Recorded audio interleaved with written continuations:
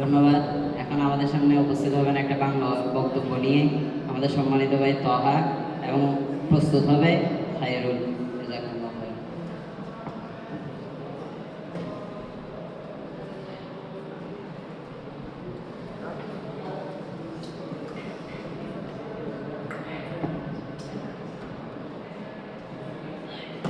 السلام عليكم ورحمة الله وبركاته. وعليكم السلام. الحمد لله نحمده ونستعينه ونستغفره ونعوذ بالله من شرور أنفسنا ومن سيئات أعمالنا. من يهده الله فلا مضل له ومن يضلل فلا هادي له. ونشهد أن لا إله إلا الله وحده لا شريك له وأشهد أن محمدا عبده ورسوله. أما بعد فأعوذ بالله من الشيطان الرجيم. بسم الله الرحمن الرحيم.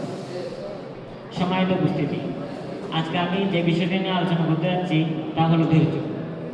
আরবিতে একটি কথা আছে, আসসাবর মুরুন ওয়ালাকিন্নাল আকিবাতা হুলওয়াতুন, মানে ধৈর্যের স্বাদ তেতো হলেও তার ফল কিন্তু সুমিষ্ট। ভাইরা আমার, আমরা এমন এক যুগে বাস করছি যেখানে মানুষ সব কিছু এখনই পেতে চায়। আধুনিক যুগে সহ্য করা, অপেক্ষা করা, ঠান্ডা মাথায় চিন্তা করা, এসব যেন অবসর চাঁদ হয়ে দাঁড়িয়েছে। অথচ ধৈর্য হলো সেই গুণ, যে গুণ না থাকলে একজন মুমিন পরিপূর্ণ মুমিন হতে পারে না।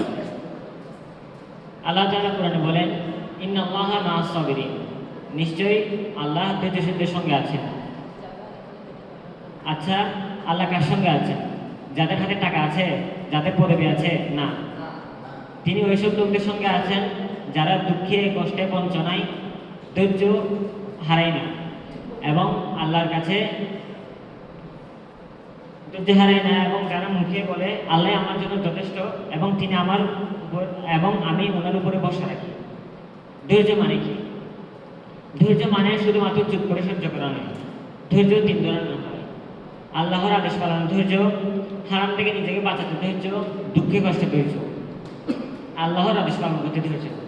সালাত, সোম, হজ এসব পালন করা সহজ না, বিশেষ করে এখনকার ব্যস্ত জীবনে তো আরও কঠিন। কিন্তু যে কষ্ট সহ্য করে আল্লাহর হুকুম মানে, সেই সত্যিকারের ধৈর্যশীল। আজকাল যুগটা এমন হয়ে গিয়েছে যে যেদিকে হাত বাড়ায় সেদিকে হারানোর হাতছানি। চোখ, কান, মন সব কিছু নোংরে ভরে গেছে। এখানে ধৈর্য রাখা মানে ঝাঁপ করার সমতুল্য।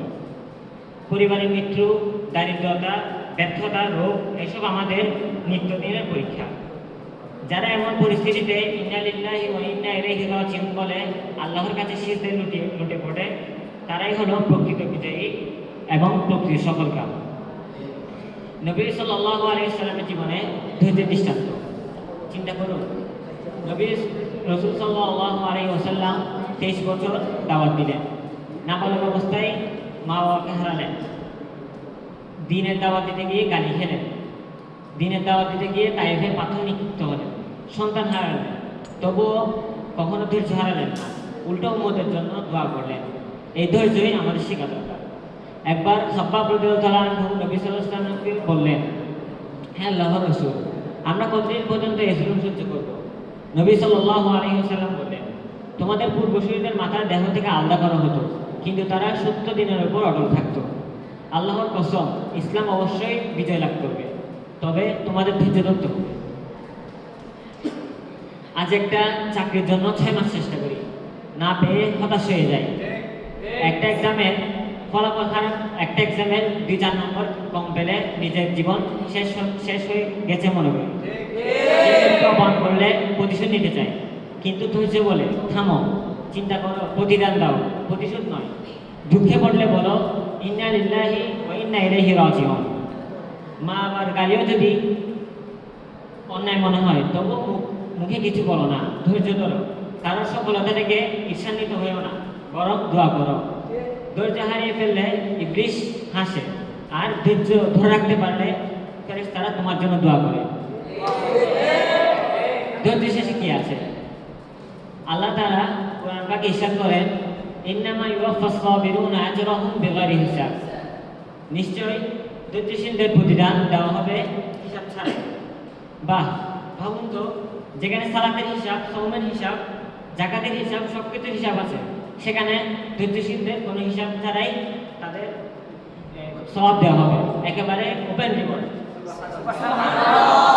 শেষ কথা, প্রিয় ভাইরা, জীবন একটা পরীক্ষা মাত্র, আর ধৈর্য হলো সেই পরীক্ষার উত্তরপত্র।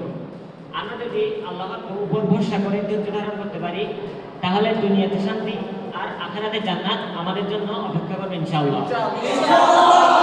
ওয়া আখিরু দাওয়ানা আলহামদুলিল্লাহি রাব্বিল আলামিন। মাশাআল্লাহ।